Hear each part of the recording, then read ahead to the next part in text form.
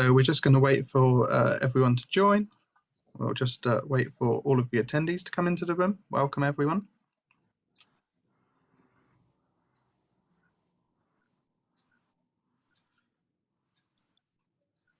Cool. So the number's still rising, so we'll just hang on until it settles.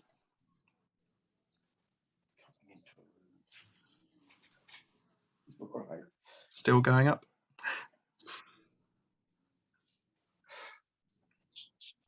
It does tend to take a while to get everybody in. We've got quite a lot of you with us today, so just bear with us while we get that number settling. We don't want to start without any of you here. If you can, do let us know where you're joining us from today. It would be great to know who is with us. I'm going to start putting some information into the chat box for you so that we can start our discussion. Fantastic. Okie dokie. Well, I think the number's settled a bit there, so we'll start, I guess. So, hello everyone. Thank you for joining us today. My name is Matthew Freeman. I'm the Stephen Joseph Committee Seminar Lead and also an ABTT Young Associate Representative. Today is the third of 6 Stephen Joseph Committee seminars being presented in 2021. We hope that many of you were able to join us for the previous seminars, An Introduction to Stephen Joseph and Lighting in the Round. We would like to thank our partners for this event, Stage Directors UK. As with other webinars, please change your view to gallery view so that you can see all panelists on the same screen. This button can be found in the top right corner of your screen. We can use the chat function in this webinar. Alicia will be looking after this today. She will say hello to you all through this now. Please post where you are joining us from today. Feel free to chat to one another and give your thoughts throughout the event. We would love to hear from you. Links and information will be posted in the chat throughout the event. Please also be aware that we'll be using the screen share function today. When this happens, the screen will reorganize itself to display the visual content we want to present, but this will return to the previous screen when we stop this. You don't need to do anything.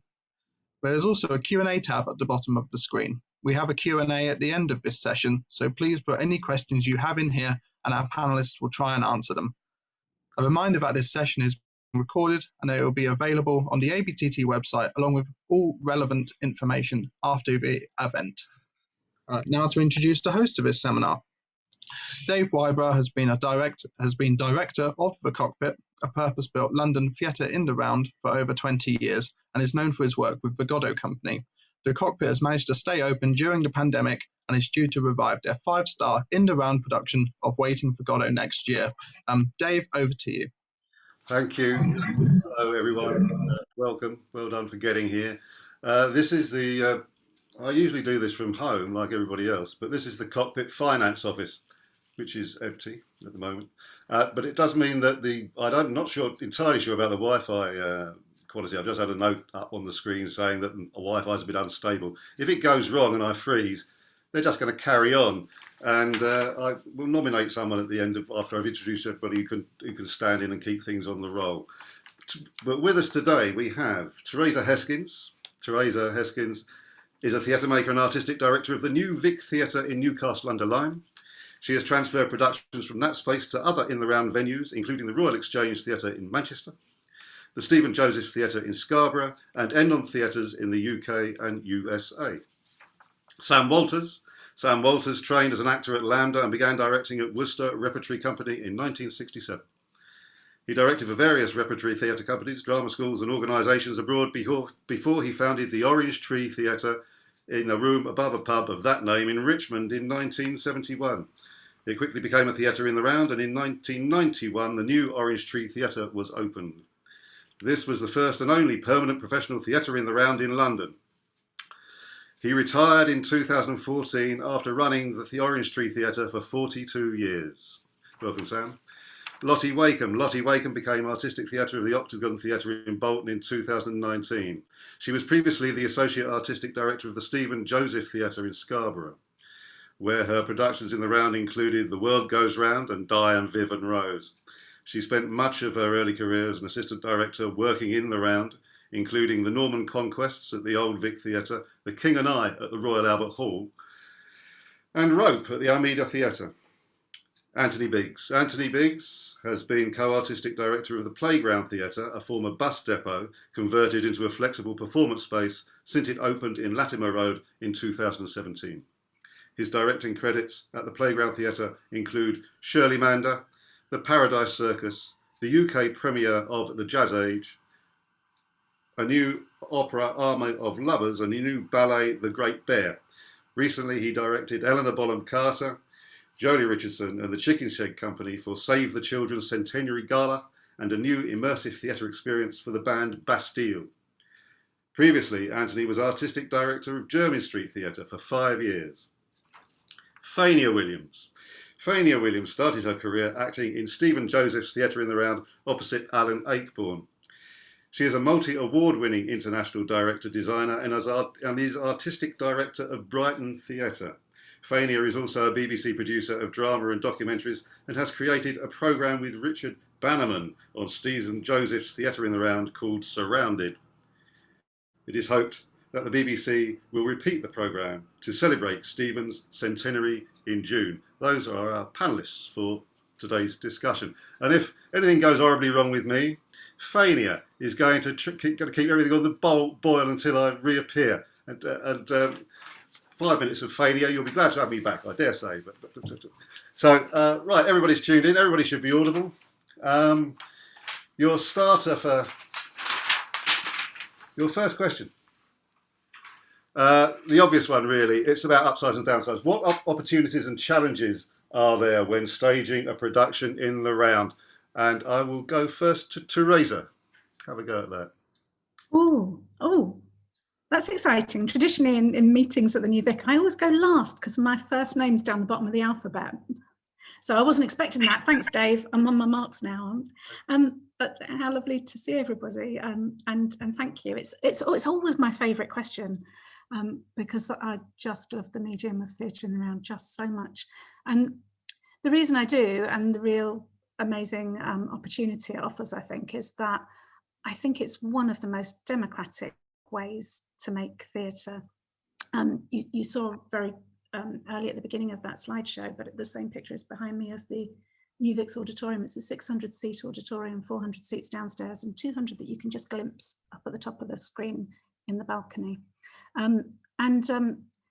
I think what's just so wonderful is that way that audience and actors share the same space. I come from working in originally small-scale theatre in village halls and unusual spaces, outdoor spaces, and promenade theatre and so on.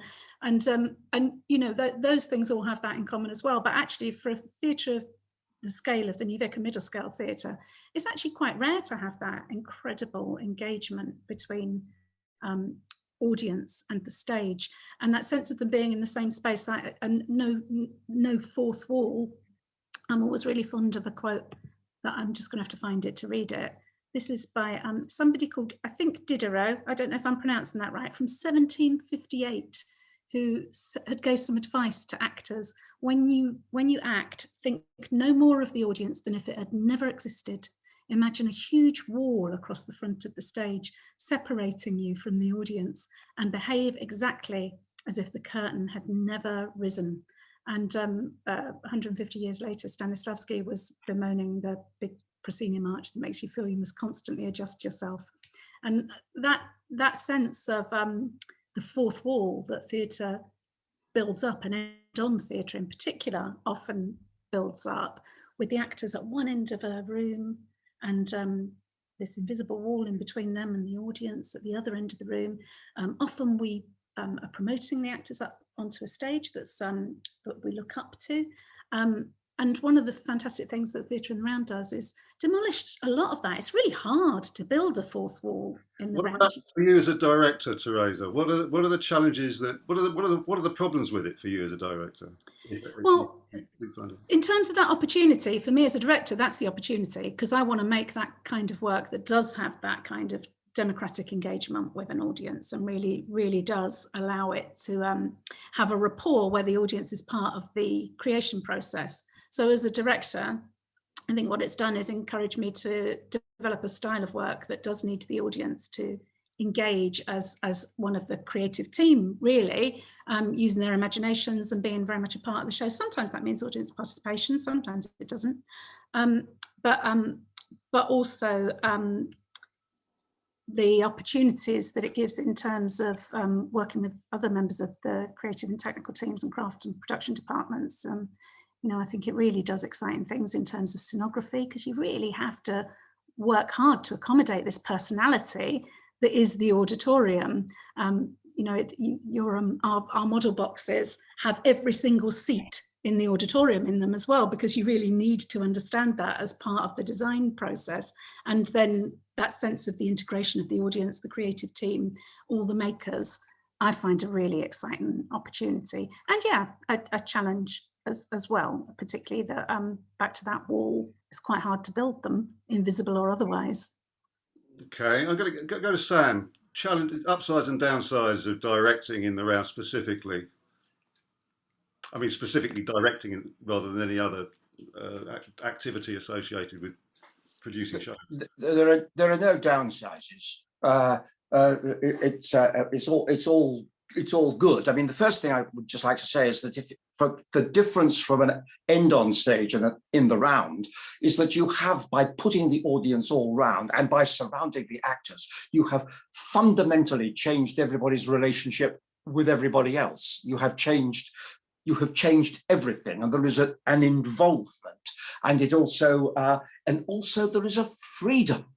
Instead of working in a restricted sense, you are free to allow the play to develop organically according to what it requires, without artificially facing what you're doing in the one direction or the three directions from which it is going to be viewed. You can allow it to be what it is.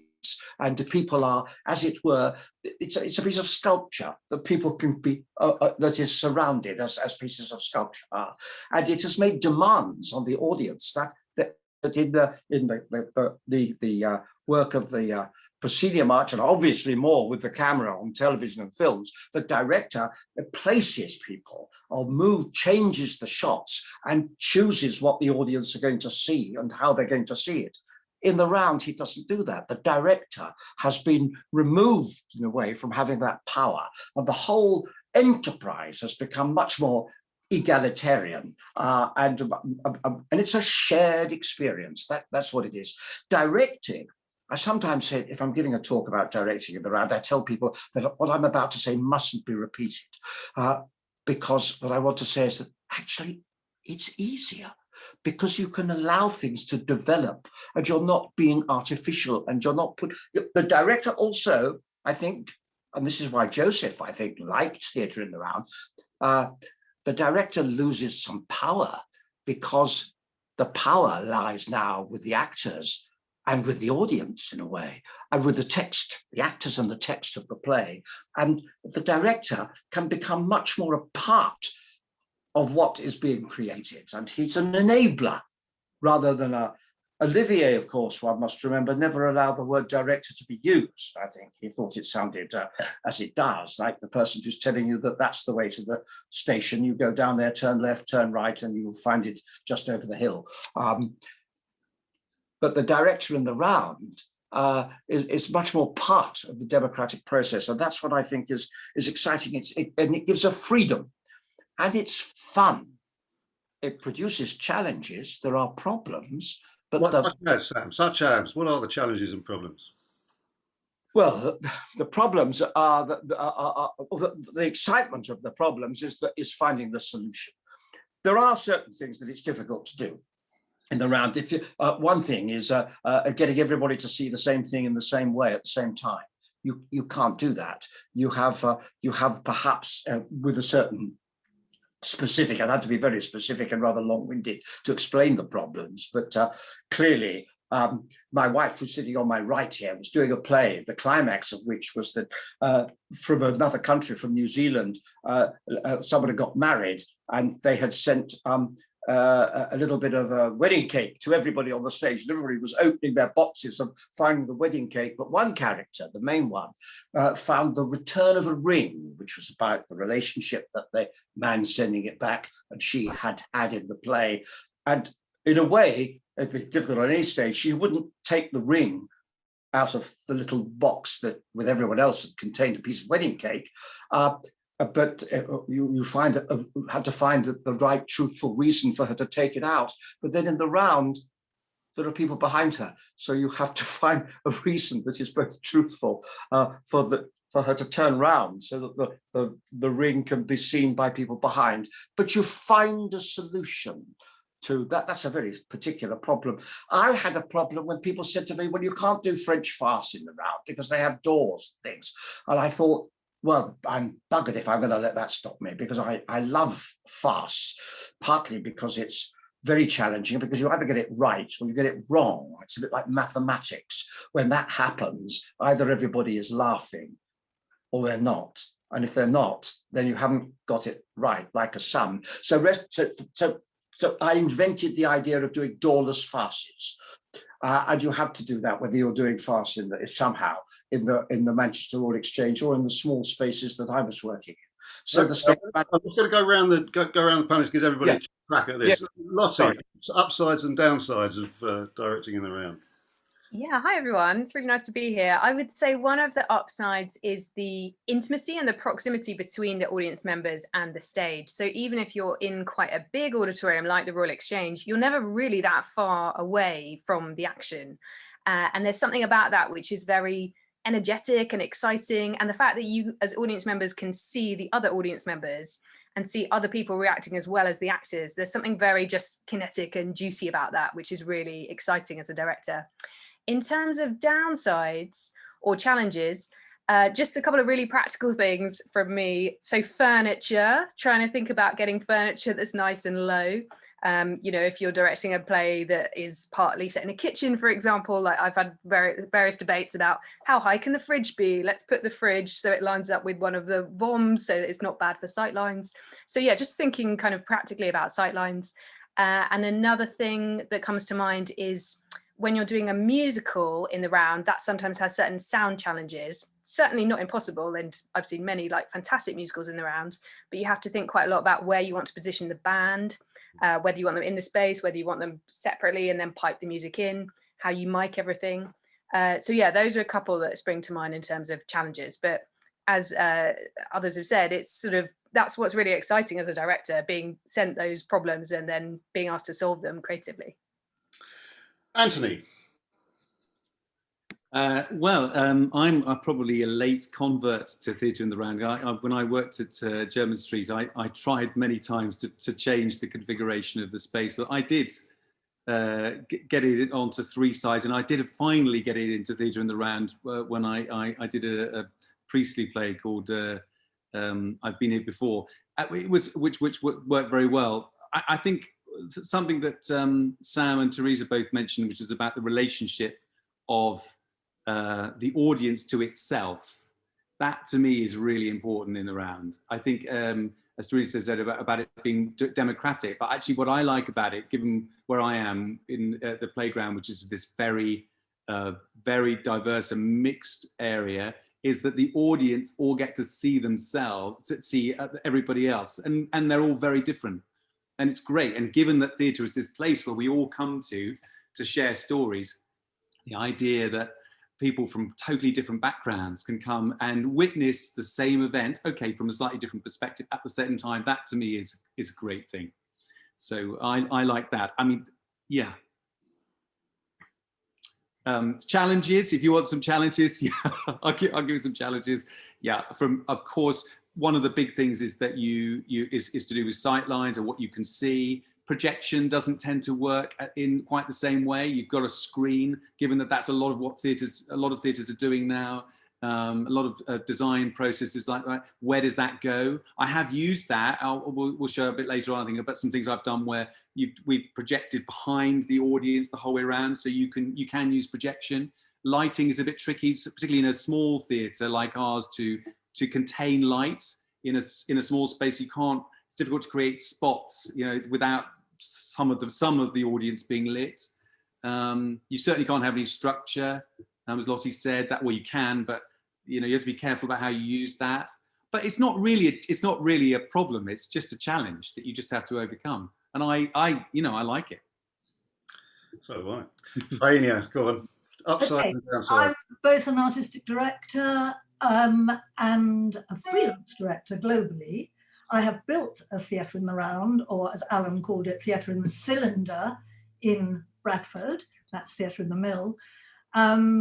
But I'd just like to go straight back to, or right back to Stephen Joseph directing in the round.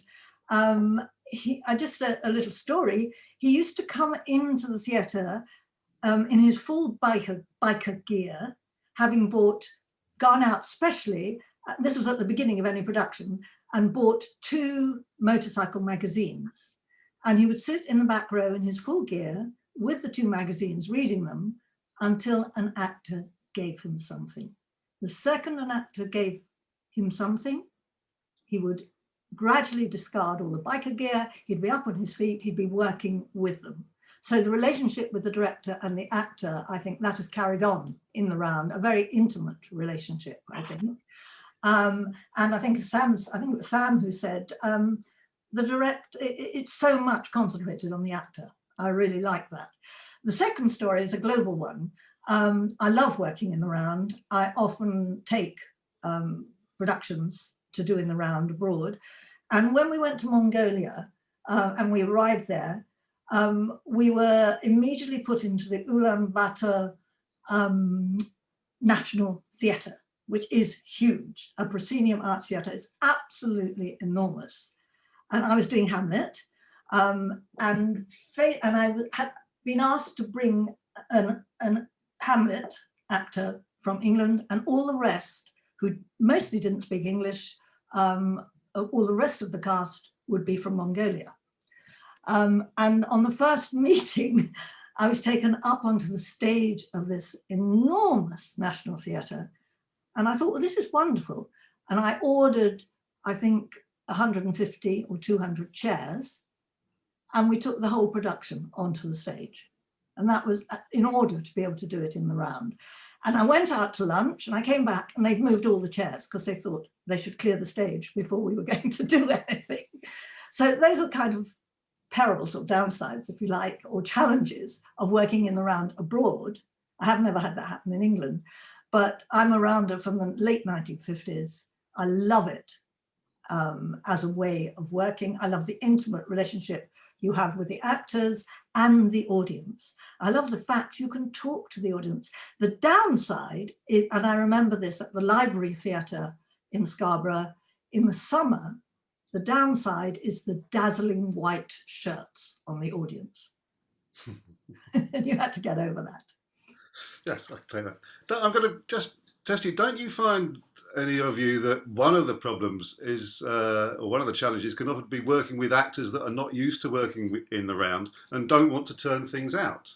I always find there's a distinction between actors that are quite happy with melodrama and pantomimic performance styles, and others that really want to do televisual naturalism and talk face to face to each other in the middle of the space, and not sight lines wrong from there, sight lines wrong from the other side. Do you find that, or do you find that you spend a lot of time getting actors to turn things out so that everybody can open the action out? Do you find that?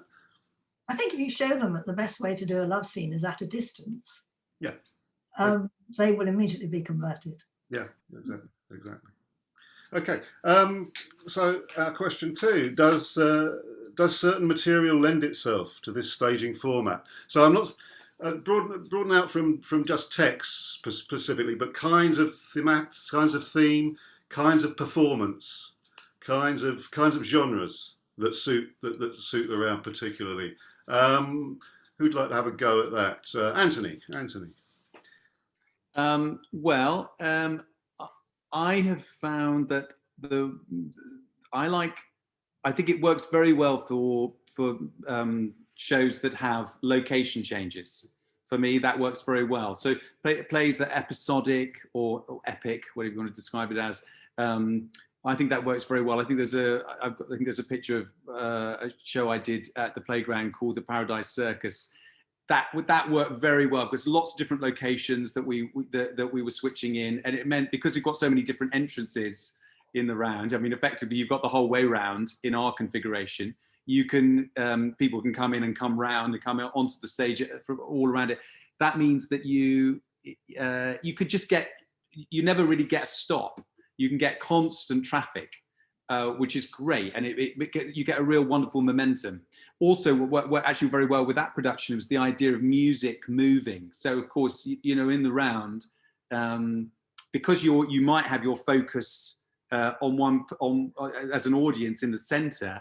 If something's coming on, it's coming on from around you, and that is a really wonderful too, because it makes it a very immersive experience, I think, for the audience. So I like shows that have lots of different locations. I mean, I have done shows in the round which you've got one location, and as Sam was saying, you know, doing a farce, that's almost certainly per act in one location, and there are lots of good things about that too, because of course you've got people sort of darting in and out. But yeah. I think the one thing about we sort of touched on it a little bit. It's very difficult as a director to control the environment in the round in the way that you can do if it was like a Vermeer painting and you're looking down, you know, looking into the space, where you can control every single element of it every single moment. So I think sometimes productions that have a kind of rumbustious quality to them, I think work really well in the round. I mean, there's something, we've talked about it a little bit, there's something quite political about the round, isn't there? There's something about it that just makes it feel as if we're making a big, bold statement. And yeah, it doesn't tend to be sort of nice theatre, put it that way. Lotte, what kinds of material, genre, performance styles would you put onto the round?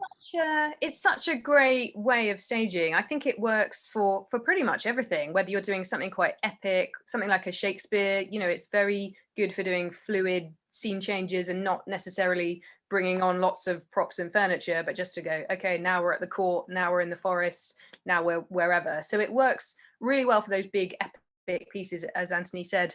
But yeah, I've also seen like really brilliant, intimate, one set, naturalistic things where, to go back to your earlier question, Dave, in my experience, the actors, even actors who are new to it, they get it so quickly, and they sort of love the fact that they don't have to be worrying about the aspects of blocking that you might have to worry about in an end-on piece.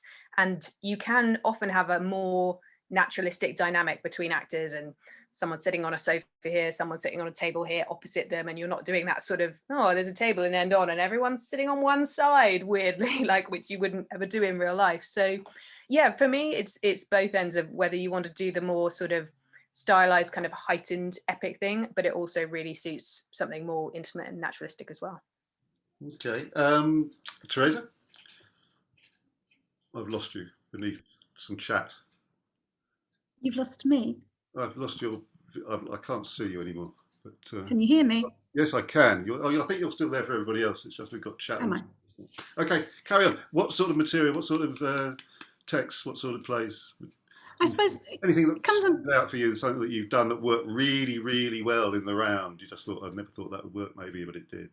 Yeah, and I think it's kind of under three headings for me, but I think they all come together really in the thing that works best for me. I think in terms of audience and style and substance, in terms of audience, the big discovery I made when I came to the New Vic was just how fabulous it is as a space for family audiences and for young people to come to the theatre.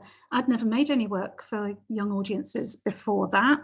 And I guess nowadays I think of it as my specialism, really. And it's partly because it's so exciting to see young people in this space, the things that people have talked about, the proximity of the audience to the stage, the relationship that's very direct between the actor and the audience, that really makes young people feel involved. They're so focused in there. You know, I think a lot of the time we kind of want the audience to make a noise, and with young audiences, I always think the really great achievement is to help them to be quiet for 90 minutes, 2 hours. And I hear that so often. I always think if people can come and watch a school's audience of 550 young people and 50 teachers, you know, they could stage the revolution in the space if they wanted to, if they realized how much they outnumber the adults. But if you want to feel good about the future and young people being in charge of it, I always think come and watch a show in the round, because their behavior is impeccable and their imaginations are extraordinary. And I think that one of the reasons that audience also loves that space is because of some of the things that Anthony and Lotte have just said about the that sense of fluidity, but I would go so far as to say it's a very dynamic space. It loves action. And I love shows that love action. I love it when the actors spend 2 hours racing around that space, and they're up the VOMs, not out the VOMs, and round and round. You know, you can go on long journeys on that stage that you can't do end on. You can, somebody can walk for 30 minutes and just go round and round the circle. So that kind of physical theatre is really exciting for me. And it's not so much as other people have touched on. Sam was just saying, visual theatre, I think, is tricky because it does rely on the point of view. But physical theatre is wonderful. And I think, again, that makes it perfect for that audience because it's exciting and energetic. I mean, beyond that, I think what you're all sort of going towards is the possibilities for audience interaction, for actual contact between actors and the audience. I mean, the thing that excites me about In the Round is that you can have an actor, you can have 4 actors, take an audience each and play them off against each other. You can have someone on one side saying anybody in from Bolton, and the person on the other side saying we all hate Bolton. I mean, there's all sorts of dynamics you can set up between different sections of the audience, and the actors can actually get into the audience and sit on people's laps and be seen by everybody else in non-COVID times, obviously. Sam, what do you think is the... Faynia, you wanted to come in. We'll come to you last, Faynia. Sam, go on. What kinds of material, genre, performance styles do you think suit the round particularly? Sam's muted. Mute. I'm unmuted now. You are. You're great now. Oh, yes. People tend to think, perhaps plays have to be specially written for the round, which of course they don't. It works for the plays that require the audience to sit around as though they have eavesdropping on a society from a different time. We did D.H. Lawrence in the round, so the audience are not acknowledged, but they are drawn in to the world that has been created. At the same time, a play which turns and addresses the audience, of course, and acknowledges the audience, obviously also works. So I think it works for all sorts of plays, and those for which you think it might not work, you suddenly will find awful benefits. I mean, I've done Brecht, for example, in the round, and so much so that I thought next time I do him, I'm going to do it promenade. I'm going to get rid of the seats and they're going to sit all over the place, and we'll do it in amongst them as well. Brecht would like that, I hoped. So I think that it's wrong to think that it's in any way restricting on the material. I don't think any material is restricted by being done in the round. I think it is all enlivened. And the main big thing is that the audience are empowered. The theatre in the round does empower the audience. In what way does it do that? Well, the audience have got you can't flop down in row J and say, I've had a tough day at the office, entertain me, or I'll probably just nod off, because you'll get nothing from your evening. You've got to, which is one of the reasons that when I was at the Orange Show, you didn't have numbered seats, because the first thing you had to do was to actively choose where you were going to sit. And this will say you're going to have to be involved in the evening. Well, if you imagine a scene in a play where somebody is giving to a character very bad news, i.e., perhaps it's a marriage, and one of them is saying, I'm getting out of this. I've found somebody else. And overhearing this news is a child. That this scene is a child who now the television camera or the staging on the stage will be able to place things or do things in the case of the camera and decide whether you are going to be watching the person who is giving the news, the person who is receiving it, or the child who is overhearing it. Well, in theatre in the round, different people in the audience will have different places to look, and they will have to decide for themselves when they're going to move their attention. It is something that involves them because the staging cannot direct them. The only thing, I think this is an interesting point. Is that you get if cinema controls point of view absolutely, end-on theatre controls fields of view where people in the round theatre tends to give you the opportunity to have a lot of physical space between things that then compete for attention. And I always think that choosing where to look is like circus. It's the way that circus looks, where you bring things in from different sides, and people have to choose what to attend to. I think that's a real strength of theatre. Faynia, I'm sure you've got lots to say on this. What do you think? I was just thinking about plays that were written specifically for proscenium arch theatres, like Chekhov, Stanislavski, and I did The Cherry Orchard, and this also deals. I'm a director designer. I had trees in the vomitoria because it was theatre in the cylinder that it went up vomitoria.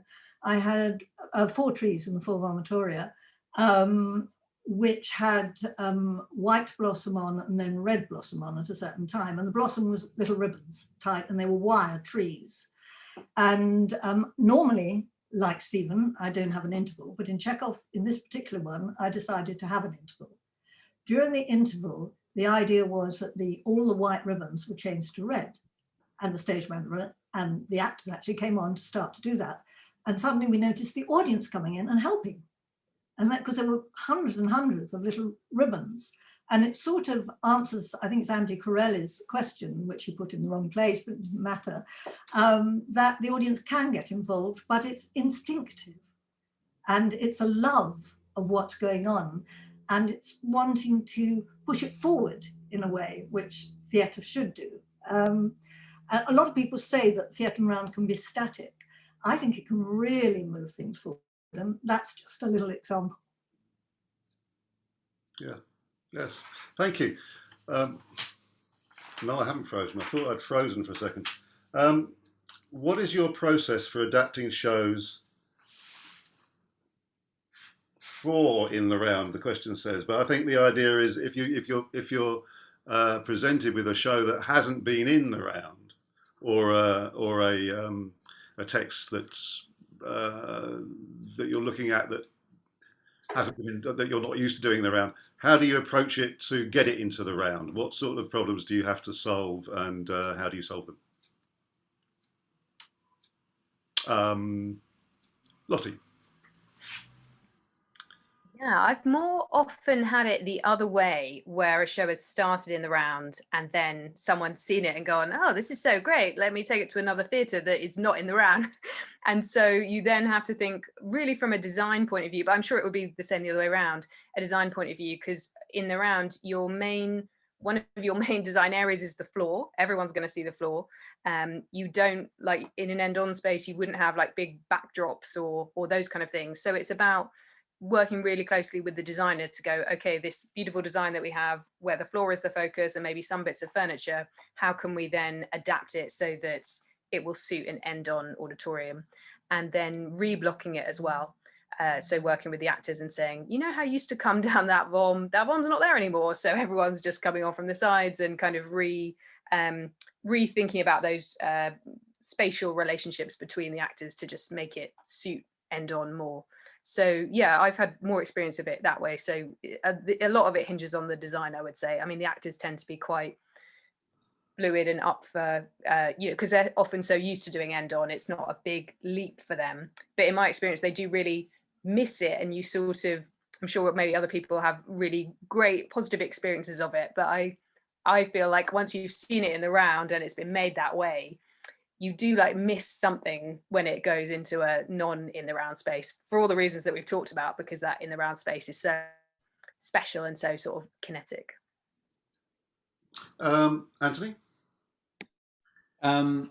Either way, adapting either way, from the round to end on, or from end on. Sure. I was given a script, I forget last year because it was the year before that, which was a story about the founder of Save the Children called Eglantine Jebb, and it was originally going to be presented in an end-on way, and then we changed location to the Roundhouse, and then it was clearly going to be done in the round.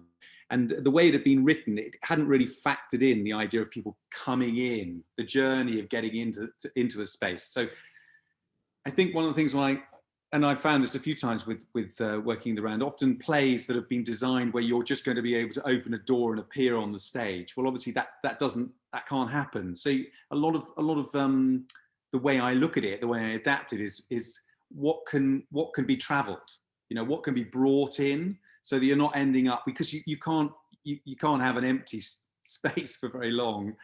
So you need to have and because you haven't got much set, so you haven't got anything else to do. You haven't got a projection that you're looking at. So you've got to keep things happening. And so I think it's quite important that you find things that can travel, things that that can be what can be reused. So if you leave things, what can they then become? I mean, this goes on in every stage, but I think it's very important in the round that you find ways to do that. And probably really important is what is really ultimately required, so that you just cut away a lot of, perhaps particularly with old classic plays, some of the guff, some of the things that really aren't required. Most of Alan Ayckbourn's plays go from round to proscenium, or the other way around, don't they? So Faynia, continue that. How do you approach adaptations from one to the other? It's working with the actor to give them something new and exciting to do with the same material. Because I don't think that, I personally, even though I was in Stephen's production of a Marylebone farce, and he said it was the most difficult thing he'd ever directed in the round, and never wanted to direct farce again in the round, I don't think there's anything really that you can't do in the round. Do you know why? I mean, the interesting thing is why would he think that? Why? I think that because any good production depends on the relationship between the director and the actor.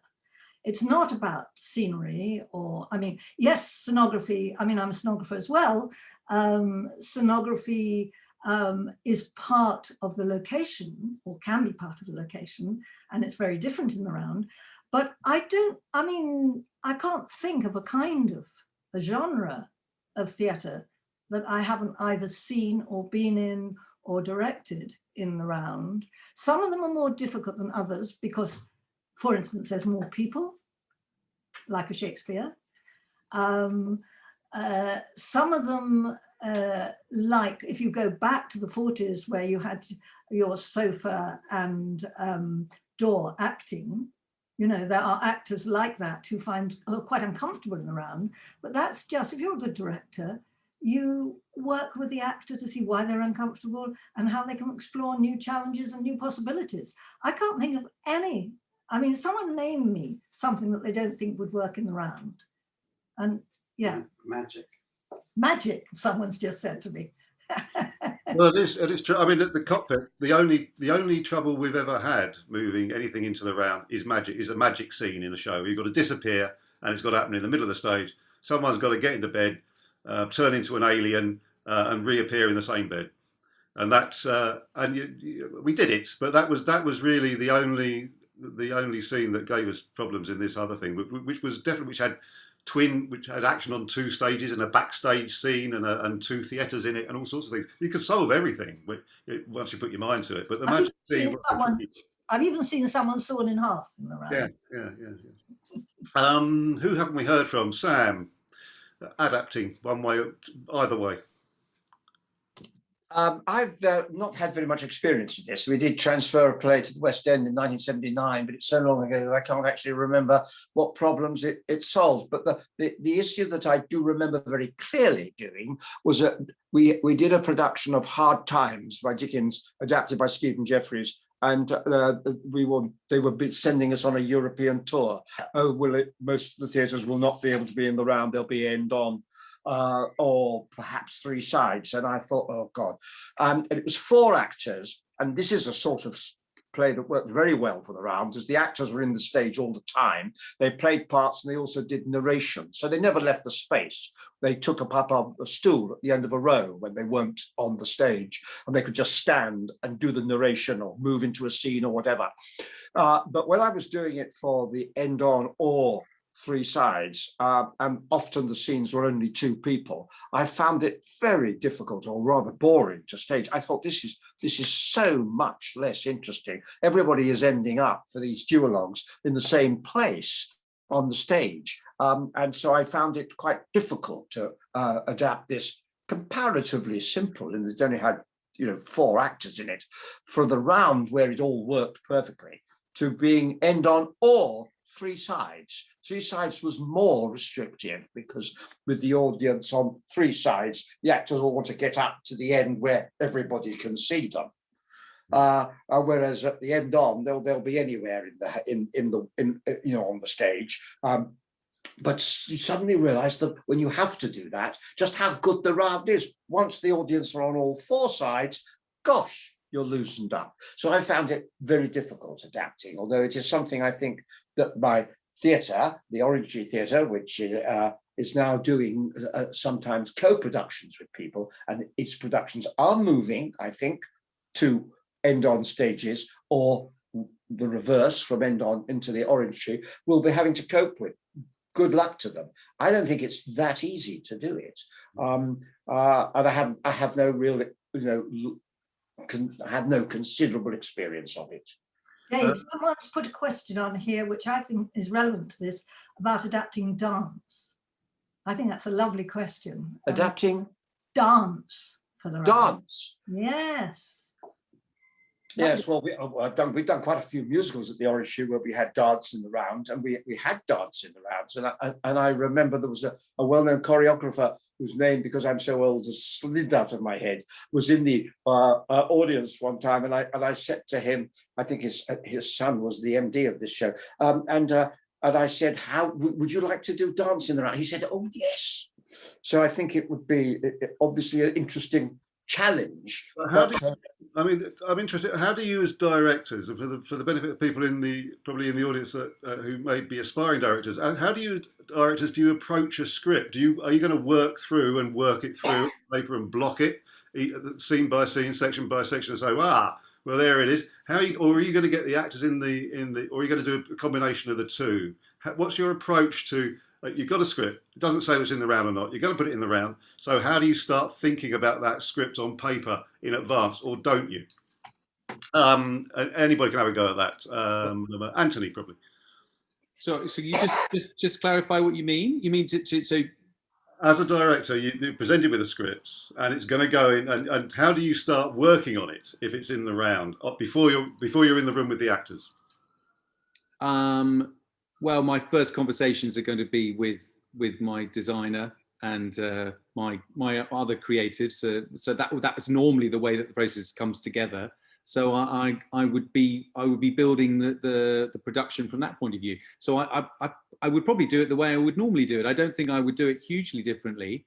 I suppose what I'm conscious of is that when I'm rehearsing it, I don't have to be thinking all the time about that structure. I could be sitting, in any other parts of the room. I could be viewing it from different points of view. I mean, I might eventually decide that the whole thing has to be skewed in a certain way because of where somebody else is coming in, or because it has a particular importance and other significance. But the great thing is when you're actually rehearsing it, it has the egalitarian feel that you would have for the audience when they come to watch it. Yes, you all return to this organic process that in the round spaces facilitate. I think that's what comes over. Well, you also find so just when you're rehearsing it, actually one of the things that you become very aware of is that the actors tend to be we sit all over the room. So it's great. It doesn't have the feeling that you sometimes have in a rehearsal room with everybody sort of coughing and quietly coming in from the canteen or, the green room at the back. Everybody's kind of in there the whole time. And it tends to sort of loosen the whole process up, actually, I find. Theresa, have you got anything to add to this conversation when you're adapting one-way, two-way adaptations? A lot of it, actually, because we're very enthusiastic co-producers at the New Vic, and I always try to argue for the co-production to start in the round because I personally find it easier, but I think a lot of people do as well, because I think that we all know how end-on theatre works. I think I just directed my first end-on piece of theatre in 19 years last year, so mostly I work in the round, but for example, I'd always, looking at that auditorium behind me, I'd always think, if I know that a show's going to go end on after being created in the space, I'll start off by thinking of where's stage left going to be, where's stage right going to be, where's up centre and down centre, and then sort of this is a plan view of the round, and then sort of plan to unwrap it so that the actors' relationship with each other and their movement between across the stage doesn't change dramatically. And the piece still retains all the energy and all the particular things you get from the round to be able to preserve that into an end on. And I suppose that's always worked quite well for me. It's just that, you know, the distance changes a little bit, and and that means that the actors don't really have to change where they're turning to, and you know, that thing of the luggage is on your left and then suddenly it's on the right, and it's such all these tiny things you discover when you try to move from one format to another. But the thing that I really have found difficult was taking a piece of work that was made for the round and only intended to be in the round, and then moving that on for a UK tour, and then to London and New York and Florida, and it was, and what was the thing that I kind of almost didn't want to do it, because I didn't want to lose this really special relationship that the actors have with the audience, and with the audience with each other, because it was a comedy. And when you can see 300 people opposite you laughing their heads off, you laugh even more, don't you? Because laughter is infectious, and that's one of the wonderful things about the round. And that was the thing that I really missed in moving that particular show, the fact that the audience kind of galvanized each other. And of course, every time we move something from the round to end on, we have to think about what the audience is looking at, because they're not looking at those other members of their community anymore, which gives a tremendous substance and significance to, I think in the chat, I think it was it Alistair commented about Stephen Joseph and the kind of radical politics of the round. And you kind of take a lot of that substance out of it, and what you look at instead is scenic art or technology, or you know, wonderful things that actually it's very liberating to be able to work with occasionally, I find, as I get to do that so rarely. But it is interesting that's, I think, the big loss, that sense of each other. Can I ask you just a sort of technical question? Do you find that you have to treat the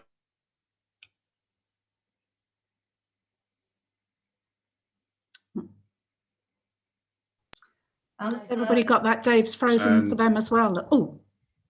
Yeah, so you're back now, Dave. Sorry, you froze there. Do you want to ask that question again? Yeah, okay. Do you find that you have to deal with status differently? I end on proscenium. You've got downstage centre, obviously. There's high status space. In the round, you don't have high downstage centre. And a lot of people's instinct is to move people centre stage. And then they realise actually it's quite a low status space because they've got to turn around to sit. They're doing this. So do you find that you work with that? Do you find interesting? I always find terribly interesting effects with status and in the round spaces. Do you guys, Anthony? Well, upstaging doesn't really exist, not in the conventional way, does it? Which is the idea of sort of appearing at the back and then working your way down stage. But you could still upstage somebody by taking out an apple and eating it, which you could in the middle of somebody else's speech. But you conventionally, yeah, the way of upstaging, or having a sort of sense of an important space, changes, because as other people have mentioned, everything is on view all the time. And so somebody else is getting a perfectly good view of something, even if you aren't. The thing that works in the cockpit, if you want to upstage someone, is to bring them on a VOM with no one else in the space, so they've got the whole space in front, and then put someone centre stage. And that upstages the person in the VOM, which is a very odd thing. What you have, which is wonderful in the round, is diagonals. Yeah. And when you're moving from the round to the proscenium arch, I always insist on taking those diagonals with me, because that is actually the life of the round. Yeah, I find that contrast between lateral action and diagonal action can be really radical. But someone going from corner to corner in a space across the axis of action can really wake things up. It's a great. We've got another question, haven't we? I think, Dave, Theresa had something she wanted to add. Sorry, I missed. Yeah, thank you. Oh, thank you. It was just to that question really that you asked, Dave, because I think we've used the words egalitarian and democratic, haven't we? But I suppose what we haven't talked about is how the round is that for an acting company as well as for a team of creatives or actors and audience, that I think it's the most wonderful ensemble space, and it makes any group of actors into really, for exactly the reasons that you just articulated.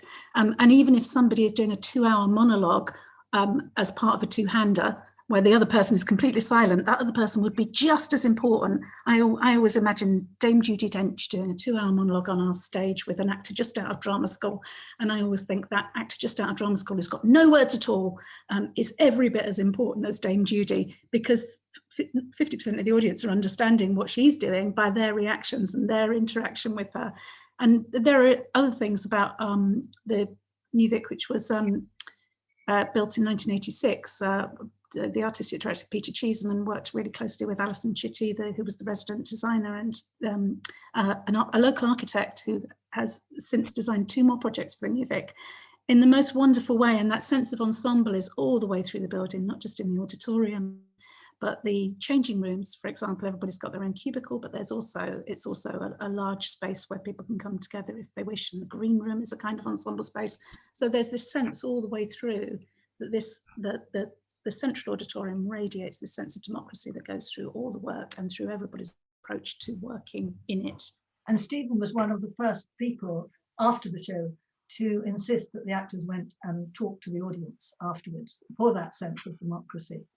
It's really wonderful. And we always used to eat together as well. So it contributes to the company and to the audience. I think that's don't you think, though, that there's actually a tension in it, because the democratic nature of in the roundness is in somehow, to me, it's in tension with the arena.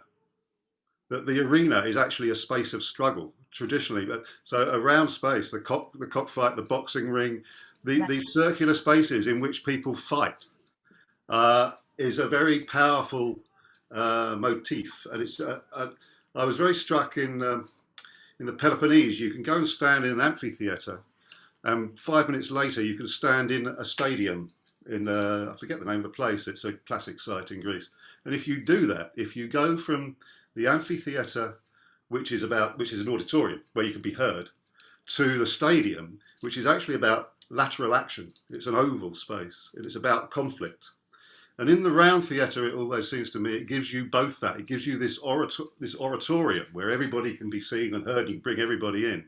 But also it's gladiatorial. It also has this, it's an arena, it's a boxing ring, it's a wrestling ring, it's a cockpit.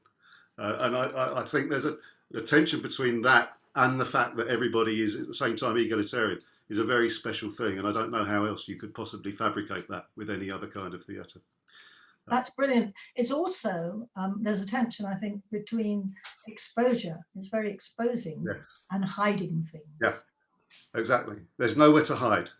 There's nowhere to hide in the round, and that's I think that's has the audience on their toes, because they know that for the you can't go, very difficult to go off, you know. Well, you can, you go up the vom, but a lot of the time you're not going off. You're in there. Our final question was, what will theatre in the round represent in the future? This is a nice question. And you can take this where you like. Technically, I wouldn't leave out technology out of this question for those of you that are interested in it, and I wouldn't leave society out of it either. What if theatre in the round is going to be here? What's it going to be good for? Especially good for now, going forward.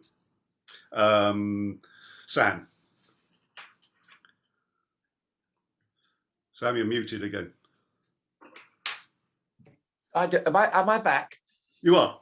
Yeah, one of the high points of recent-ish theatre was the end of the 19th century, with Chekhov and Ibsen and Shaw, and of course film arrived, and then television arrived. So we have the 20th century where theatre had to battle with film and television, and then at the end of the 20th century has come more technology, and now with COVID, of course, we've all been encouraged to stay at home and work from home and shop online. And in fact, there are people who say, well, I'll go on working from home and we'll bank online, we'll do everything online. So that's yet a third dimension of attack coming on the idea of people going out on a wet Tuesday night to gather together in a theatre. So it could be that the development of society and the world as we know it is going to be an end of theatre. And we have some very good friends. They're in their 80s now, like I am, and they used to go to the National everything. But the National, of course, also puts its stuff onto film, and they can go down to the local cinema and see a national production. And the theatre has responded very imaginatively to the constrictions of COVID by putting things online and so on. Are we shooting ourselves in the foot? Is this going to be the end of theatre, or is it going to be lead to a resurgence when people will say, we are gregarious animals, we want to meet, we want to gather together? And if so, then my argument would be that theatre in the round, which is a shared experience, which is all the things we've been talking about this afternoon, is perhaps the form of theatre that will survive, because it is the form of theatre that is most different from doing what we're all now doing, which is looking at a screen. It's the most different from looking at your phone, from looking at, I have a grandson, very bright boy, doesn't want to read books. I don't have to read books. Don't give him a book. My daughter says he won't want a book for Christmas. He gets it all off his iPad, off his laptop, and he gets it all off his phone. But that boy must ultimately want the company of other human beings. And if you do want the company of other human beings, and theatrically speaking, you think I would like to have a shared experience, then the future for theatre in the round could be really the theatre of the future, because it is the theatre that is going to be different from the way we are working from home, banking from home, shopping from home, doing everything online. But when we go out, we want to gather together and share something. Lotte, what do you think? Where can you take this? Yeah, I'm optimistic about the future of theatre in the round. I think each generation rediscovers it for themselves. And if you think about venues like the pop-up venue, the Roundabout, which Payne's Plough Tour, or the couple of new venues that have sprung up in London recently, like the Boulevard, that are in the round. People, it's such an addictive format once you've experienced it. And as Theresa was saying earlier, you put kids in the round and they just love it. And they love that energy and the fact that they can see what's going on across the auditorium. So, yeah, I think it will, I'm optimistic that it will keep alive and keep going, and people will keep discovering it. And when I was quite early on in my career and doing lots of assisting, just venues that would traditionally end on would just have these moments of going, oh, I think we should just turn the venue in the round. Like the Old Vic did a whole season like that. I worked at the Almeida when they did a season which they turned into the round. Once you discover it, it's really hard to let go of, even if you are in a more traditional space. But certainly where I am, I'm the artistic director of the Octagon in Bolton, which will be reopening this summer. And it's a flexible space that can do in the round, end on, thrust, and we'll be able to do traverse as well in our new building. And audience members so often say, in the round's my favorite of them. And I try and go, well, there's lots of great things about all the other configurations as well, but yeah, there's something just magic about in the round. So I think it will keep its popularity will continue. It's kind of natural, indoors, outdoors. Now people are discovering the outdoors so much more. We did a couple of readings in one of the large parks in Brighton, and we didn't tell people, and we just started reading, and people gradually gathered, and they gathered round us, like in the old days. I mean, when Chinese people used to tell stories with a glass of water in their hand, people would come round them, sit around them. It's a very natural thing to do. Theresa, theatre in the rounds, its role in the future, discuss. I'm going to go further. I'm going to say I think it's staging a takeover, to be honest. I think one of the things that I treasure in my office is a 1962 pamphlet written by Stephen Joseph called Planning for New Forms of Theatre. Matthew, I've tried to email it to you right now, just in case you want to screen share it. It's wonderful because it talks about this entity of a thing that doesn't exist, and it talks a lot about lighting and formats and all sorts of things. It's the most amazing piece of history, but also radicalism. And since 1962, a number of theatres in the round have been built or created. It's always interesting to me that quite a lot of them are in the north. The Orange Tree has always been a bit of a standout, really, as one of the southern ones.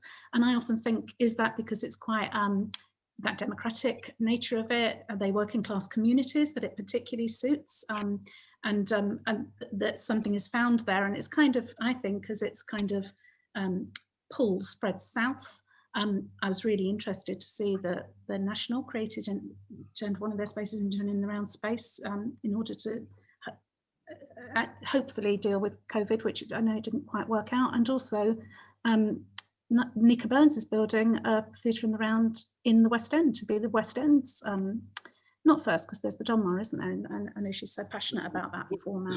And when you think about, sorry, yeah, and which I've never been to. That's rubbish, isn't it? I don't think, I did come to the Cockpit when it was Soho Theatre Company there years and years ago, but that wasn't in the round then. Paynes Plough's, purpose-built theatre. Paynes Plough's touring auditorium, the roundabout, that's a wonderful space as well, isn't it? That's again a really modern space that shows again how adaptable it is. So it's so I kind of think that it's going to grow and grow and grow, really, and the kind of that 18th century end-on theatre that quite a lot of our theatre stock is, that's a bit heritagey, I think now, is going out of fashion, and these new ways of audiences relating to each other and to the stage is going to come into fashion more and more. Can I ask, are we talking about plays? We didn't, my dance question just sort of disappeared, but also I'm thinking also direct opera, musicals, all that kind of thing. What do people feel about that? Anthony, what do you think is the biggest future that in the round? Well, what is the biggest challenge for theatre? We could just stop at that point, couldn't we? Just say we are talking about coming out of a pretty momentous period, and we're asking, we're looking at how people are going to come back into buildings. But theatre in the round for me is not really about buildings. I think it's about an experience. It's about that's what it is. Of course, the buildings have to be there, or the structure has to be there for that to be delivered. But everything we've talked about today about the way that it is more democratic, and it is a totally immersive and intimate experience to be in the round, can be delivered in different ways. I think there's a video I've got of something that I did recently. I don't know, Matt's got it, which is what we call it's an immersive experience, but actually. The reason I put it up is that it's actually theatre in the round. It was 3 stations within a warehouse with actors on stations performing to a group of people around them. I mean, it was probably more like a sort of Roman forum than what we consider it to be a sort of static theatre space.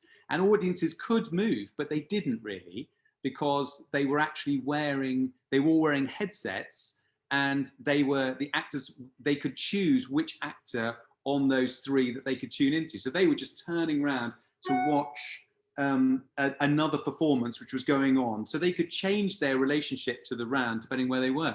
Now that may not be what we conventionally think of as theatre in the round, but I think as we look forward, the people that the next audience that's coming forward, theatre is already a challenging word for some people. A lot of people don't want to come to theatre. They don't like the sound of the word theatre.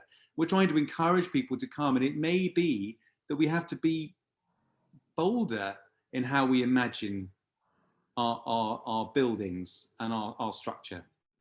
Mm-hmm. Ariane Manouchkin did something like that at the Roundhouse with 3, it was called 1789, and it was 3 stages, and the audience did move. They followed it. You could choose which stage. Are we having a look at that? Oh yeah, you can watch it, that's fine. Yeah, but this is...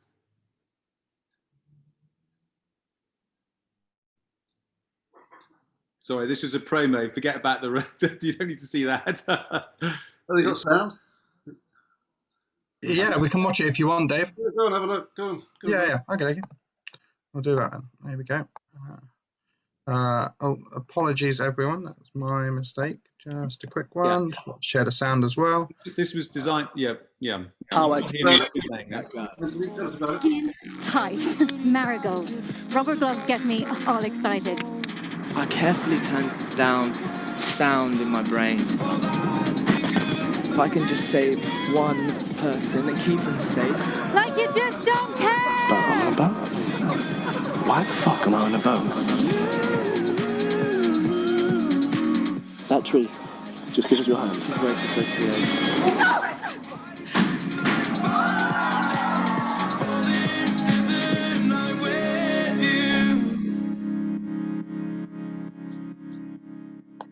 edge. Apologies, I muted halfway through that. Apologies. That's all right. That's all right. I mean, I think what you're pointing to with that, Anthony, is something we've been discussing here, which comes from In the Round Theatre, but it's the idea of the expanded show, the expanded event. That In the Round might mean that there is an online dimension. There are other spaces. That the online space is not an alternative to the live space. It's just another space. Yeah. So you might have it in your headphones. You might have it before the show. You might have something after the show that you do online, or you do collaborative, or you might have some live interaction with other people digitally while you're watching the show, as well as watching the audience in the space. And back in the lockdown, we did an event here which had a Zoom audience that was projected onto the screen, and then Zoom actors that were acting alongside the actual actors in the space. We did it back as a part of a sci-fi festival in November. But you quickly realise that this event now is expanded, not only in terms of spaces, but also temporally, that you can do something before the event that gets the audience, that teaches the audiences something about the show, that gives the material that's wraparound, that's virtual. And so I think certainly where you're going, I think, Anthony, is the idea of the expanded event that could do anything. And so In the Round now is a broader, a more diverse set of ideas than just one space, I think. Yeah, you haven't talked much about anything technical or technological. And I remember the biggest problem right at the beginning with Stephen was lighting. Yeah. And I mean, there's all areas there that we could talk about the technology of theatre in the round. Are we... Alicia and Matthew, are we at a Q&A point now? I think we probably are. Yeah. Shall we start having some? Yeah, absolutely. You choose what ones you want to start with. Let's go. Are actors trained for thrust and proscenium stages ever unable to get the joke about acting in the round? How do you help them with this? How do you help actors that have trained for pros arch? And this is an issue. I know this is an issue because we have actors at the Cockpit that are really trained to project to some row of audience that are miles away. So how do you help them over this? Sam, you're muted. Everybody's muted at the moment. Keep wanting to unmute me. Mute me. Oh, fair enough. I've never had a problem with this. Are actors really trained to want to project to the back of the upper circle? I didn't know they were. If you haven't had that problem, you can't help this person's question. Anthony, have you ever had a problem with an actor that you've had to help to work in the state? Well, if they know what's going on in the scene, and they've got a scene they're playing with somebody, then act the scene with somebody. Don't worry about anything. I mean, deal with the text and your fellow actor. You're not projecting anything anywhere. Just get on with acting. I've never found a problem with someone saying, "Oh, what do? I want to stand and belt this out to the back of the upper circle." Okay, who has had a problem with this, and who's found nice ways of dealing with that, helping actors through it? Anybody? I remember saying to an actor once that there was no upstage. There was no point in sort of trying to work your way backwards. I think once he understood that really he was constantly visible and it didn't matter, it was all right. But I think it is a challenge for some people if they initially they just to be able to they don't quite understand that they don't need to position themselves in the same way. Also, the other thing is that there's no point in finding a strong position because it doesn't stay strong. I have had that, Michael. Well, I have had that problem quite a lot, probably because I've worked with less illustrious actors than these people here. But my tip is to try and enable people to understand that they're not actually on a stage and they can go anywhere at any time, and they just have to make sure they're facing people rather than speaking loudly. So they have to turn it out, and that would be my answer to that. Next question would be: given that not everyone can see anything at the same time, and that staging in the round empowers the actors, one subsequent challenge seems to be about managing the time you see an actor's back. Is it purely a question of balance, of how long an audience can abide an actor's back? Is this even a problem? What if there is no reason why a character would move? This is a nice technical question. Now, this is about back acting or not back acting. Lotte. Yeah, one thing that I found really helpful, and I think it's probably a quote from Alan Ayckbourn at some point over the years, is that audiences will be really happy to watch an actor's back as long as they've seen their face at some point. So what I try and do very early on when an actor first makes an entrance is try and find some sort of excuse for them to be seen by all sides, whether that's them taking their coat off in quite an elaborate way or crossing over to go and do something. And then once everyone has seen their face, in my experience, people are really happy because they then have clocked what they look like. And then I promise you, they are pretty happy to watch their back for almost the rest of, pretty much the rest of the scene. That's a nice, helpful answer. Anybody else got anything else that can help with that? Backs, people looking at backs for too long. What do we do about it? Is it a problem? Theresa? It informs the last one as well a little bit, really. I suppose one of the things I do at the start of rehearsal is to kind of try to empower the actors with an understanding of either theatre in the round or our particular space, because it is different actually in a lot of spaces, I find. So I might say to them, finding ways to find reasons to be quite far apart from each other in scenes where you'd normally be quite in close proximity is really useful. And I'll always say to them, when you do make an entrance, as you've just said, Lotte, if you can find a reason to turn around 180 degrees within a few moments of being on stage, then that's always good. And if you can't, maybe someone else can look for a reason to help you turn around 180 degrees. That somebody said in the chat, what happens if there's no reason to move? And I do remember an Ayckbourn play where there was a character in a wheelchair and talking to the person who had wheeled him on. And it was really hard for him to be able to find reasons to move when it was such took a certain amount of physical energy to do. But the person who was talking to him kept changing their positions so that helped him. And I think in terms of monologues, find that really difficult actually, and that's the one, because there isn't somebody else on stage to help. But again, it comes back to that thing of the ensemble, doesn't it? Actors helping each other to do that, and making sure that each actor is empowered to have a relationship with a lot of the audience in any moment. Yeah, just to add to that, Theresa, I think that's very true. About I've always found that actors are less inclined to sit down when I'm directing in the round. I think that's a fair selection of answers to that. There is such a thing as back acting, of course, so actors can act with their backs, but I guess we all know that already. Alexis Danan, would you recommend round for a solo show monologue? That very question, how would you approach it? Now, we've had stand-up comics try to do stuff in the round at the Cockpit because they want to try it. Sometimes it works, sometimes it doesn't. When does it work? When doesn't it? Directors, if you've got a monologue or a solo show. Faynia. Yes, one of our most successful shows in Brighton Theatre is in the round, and it is a solo show, and we've taken it all over the world, and people just seem to actually feel much more involved, much more engaged. The only time sometimes it doesn't work is when we're thrust onto a proscenium arch stage without any warning, and it's too small a stage to take the audience up as well, and that's the only time for us that it hasn't worked. But how technically are you dealing with that? Why is that working? What's making it work? The way that you move the actor? Is the actor, because if the actor's just facing one way, delivering a monologue, presumably that's not what you're doing. So describe what you're doing, Faynia. think clock face. And I also think, I mean, people say in the round, move, move, move, move, move. I don't think you have to. I think it's very important that you have an actor who can engage with the audience. A lot of people do solo shows with wonderfully famous actors, but they don't necessarily have that ability to engage with the audience on their own. And what do you think that ability consists of physically?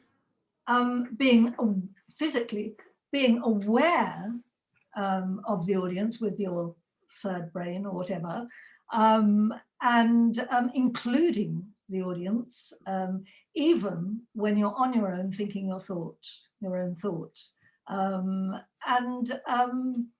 just find it very, very exciting, particularly if you're traveling globally and not everyone understands the language that you're performing in. You have this body, this single body, which can speak volumes, I think, if it's a well-trained actor. So Faynia, would you, I mean, I quite often end up encouraging performers to make eye contact with everybody, with all the rows in the room, and to keep moving around. Yes. Yeah. Eye contact, body contact, basically, including back contact, is wonderful with a solo actor in the round. And also, the body can lean towards the audience or away from the audience. If it's a solo actor, it's very powerful, that. And every time you move is more important than with a group, I think, even with a solo actor. Why you move? Why do you need to move? Why shouldn't you stay still? I'm going to move to another question quickly, because I think we might be running out of time. Do you know if this is Andy Corelli. Do you know if your audiences prefer theatre in the round? Do they feel more involved or more threatened by the proximity?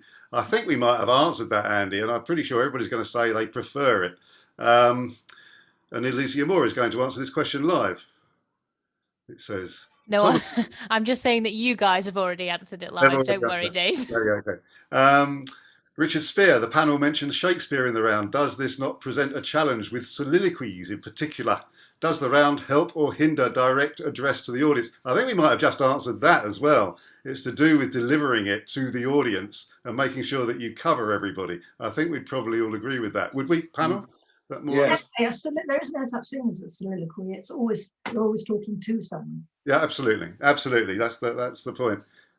Don't talk to the audience in your head. Talk to the audience in your room. In the room is what I always tell. Frozen. Oh yes, I think we might have lost Dave for a second there. I think you're back, Dave. Do you want to ask the next question? I'm sorry. Though you can obviously move around, how restrictive is the obstacle of being a single director rehearsing a show that will be viewed from 360 degrees? How do you keep the rehearsal flowing and evolving when you are presumably missing so much at any one time? Well,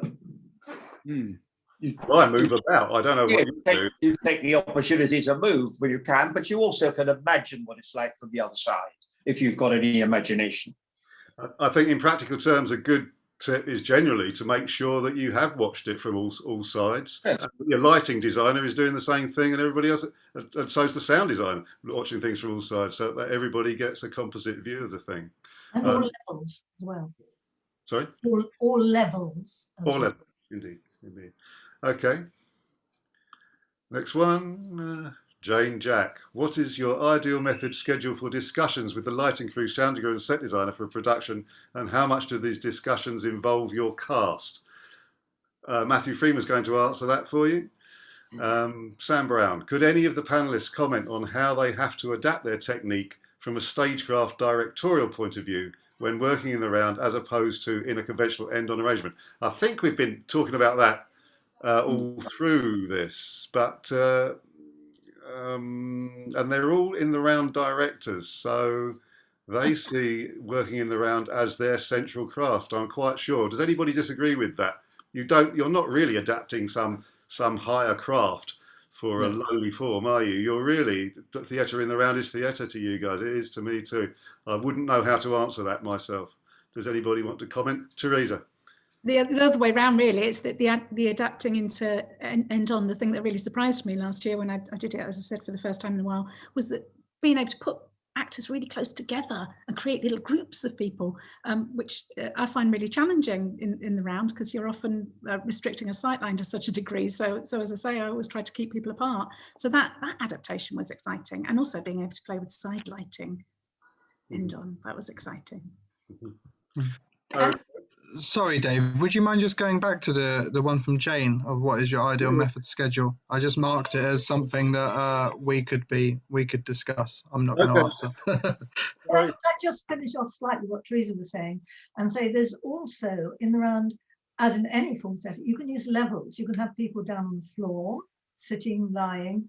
They can climb up on chairs or whatever it is, and people can still see around them. Okay, I've got the question from Jane Jack was, what is your ideal method schedule for discussions with the lighting crew, sound crew and set designer for a production, and how much do these discussions involve your cast? So do you work as an ensemble, or are you working rep style, set designer, lighting designer? Anybody? Lotte, how do you work? In my experience, generally the design process takes place earlier than the point where the cast would be on board. So that would start probably a few months earlier with the set designer, the lighting designer and the sound designer. And I think with the set designer in particular, I know I keep banging on about furniture, but just that is something that comes up quite a lot in terms of how can you source a sofa that's really low, or how can you source this or that in a way that you wouldn't quite have to think about for an end-on show. And in terms of lighting, it's really useful if the lighting design is lit in the round before, and if not, really talking about how the tech week is going to work. And as someone earlier said, making sure that they're able to watch like a run through from all sides, or tech part of the show from all sides. And then I talked a little bit earlier about sound design challenges sometimes in the round, and really thinking about where all your speakers are going to be. So yeah, I tend to do it around that the design process is quite far along, so that when the rehearsals start, you're then presenting the design to the actors, and then things may well evolve, and particularly in terms of like costume design, and the actors might well have input on that. But yeah, I'd be interested if anyone else works differently to that. I want to get in. Cool. Yes, I'd like to come in if I could. Yeah. Can you hear me? Yeah. It's sound. I think it's a good opportunity in the round sometimes to hold back on design, so you exactly don't present the actors with a set and a costume design that they meet on the first day of rehearsal. And if you can hold back on making decisions and have the designer in the rehearsal room. I mean, I remember starting doing a play at one point, and the designer saying, "Isn't this desk in the wrong place?" And I said, where do you think it should be? He said, "I think it should be over there. We could move the door." So the nice thing about being simple, which in the round often is that you have a fluidity. And so we changed it, right? Well, okay, we'll put the desk over there, we'll put the door there, and we started. Right? We thought, this is so much better, thank you, Tim. And you find that you've in fact not got yourself.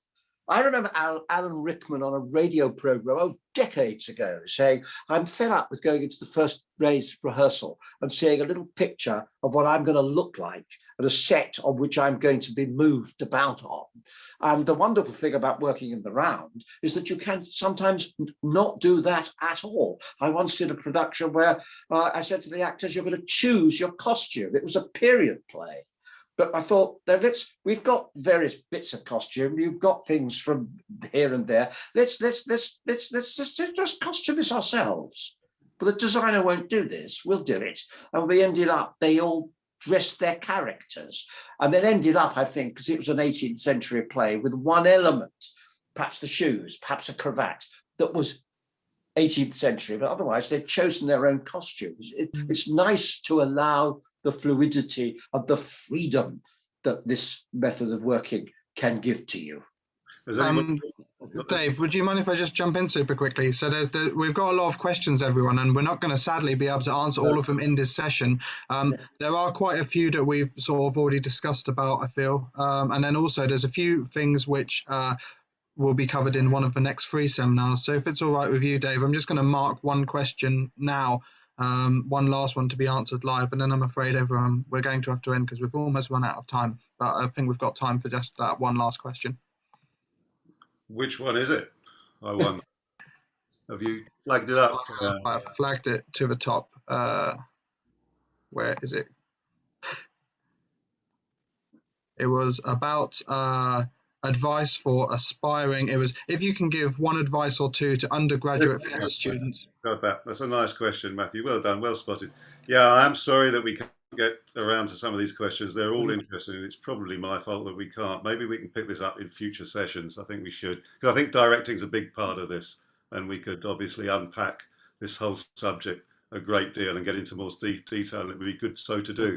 But for now, this is a good question to end on. If you can give one piece of advice or two to undergraduate theatre students who learn to direct in the round for the first time, what would it be? We haven't got very long on this, so just give it some thought. And you've got an undergraduate theatre designer and you're going to coach them in how to deal within the round. What do you say? And who looks like they've got something coming up? Anthony looks like he's got something. Well, there's lots of things we could talk about. The one thing I would say is that the thing about theatre in the round, and I started with this, and others have said it, is that it is about it's an egalitarian place, so everybody else can see everyone else. Which means when you're making decisions, make big decisions. The audience knows there's an audience there. It's not like we're pretending. It's not like we're in the cinema. We can forget about everybody else. We know there's an audience there. So make really strong decisions. Make bold decisions. Be very theatrical in how you direct. That would be my advice. I like that very much. Like that is make big decisions. We're talking melodrama, pantomime, circus, bloody awful, terrible things that you wouldn't even dream of doing. Do it. Go on, Theresa. I would say that the space has a huge personality of its own, and embrace that. Start off by finding out what its personality is, and then design with that in mind. That's a lovely one too. Listen to the space. That's great. Lotte? I think I'd recycle Alan's advice from earlier about getting the audience to see all the actors' faces quite early on, but also just if you have the opportunity, try and see as much in the round work as you can. I know there's a question earlier about in the round spaces in London, and as we've said, there are, well, kind of all over the UK, there are more and more in the round spaces now, or temporary in the round spaces. So I think try and, if you can, just be an audience member and start looking at things like the diagonals, start looking at how actually scenes can be played with actors quite far apart, and it can still feel quite intimate. You don't, as I think Theresa was saying, you don't have to put actors right next to each other, and it can still, you can do a love scene even from quite far away. So yeah, try and be an audience member, and yeah, just watch what you can, I would say. Lovely. Sam, your advice?